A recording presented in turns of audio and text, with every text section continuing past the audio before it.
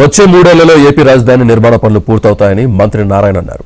AP రాజధాని అమరావతి ప్రాంతంలోని వెంకటపాలెం, ఉద్దండరాయనిపాలెంలో మంత్రి నారాయణ పర్యటించారు. సిటీస్ ప్రాజెక్టు ద్వారా చేపట్టిన అంగన్వాడీ, హెల్త్ సెంటర్లు, స్కూల్స్ భవనాలను మంత్రి నారాయణ పరిశీలించారు. రాజధాని కోసం భూములు ఇచ్చిన రైతులకు ఎలాంటి అన్యాయం జరగదని మంత్రి నారాయణ అన్నారు.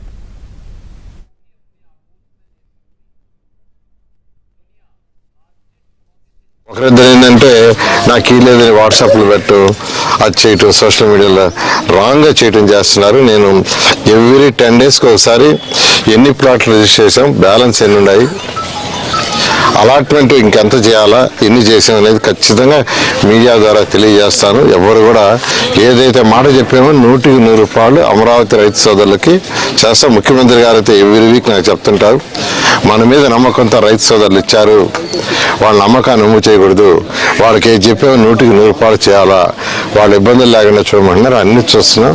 కొన్ని అసైన్మెంట్ ల్యాండ్స్ ఉన్నాయి, వాటికి సంబంధించి లంకలో ఉండే వాటితో ఎన్జిటి అబ్జెక్షన్ ఉంది, దాన్ని ఎలా అనేది వర్కౌట్ చేస్తున్నాం. అదేవిధంగా కొన్ని అంటే ఇవన్నీ కూడా ఎవ్రీ వీక్ సమస్యలు ఉన్న ప్రతి ల్యాండ్ది అంటే ప్రతి ఒక్కరు ఫోన్ కూడా చేస్తున్నాం. సిఆర్డిఏ నుంచి 15 రోజులకు ఒక రోజు ఫోన్ చేసి రండి రిజిస్ట్రేషన్ చేసుకోమంటున్నాం. కొందరు వచ్చి సార్ అమెరికాలో ఉన్నాం, లండన్లో ఉన్నాం, మేము ఇండియా వచ్చినప్పుడు రిజిస్ట్రేషన్ చేసుకుంటాం అంటున్నారు.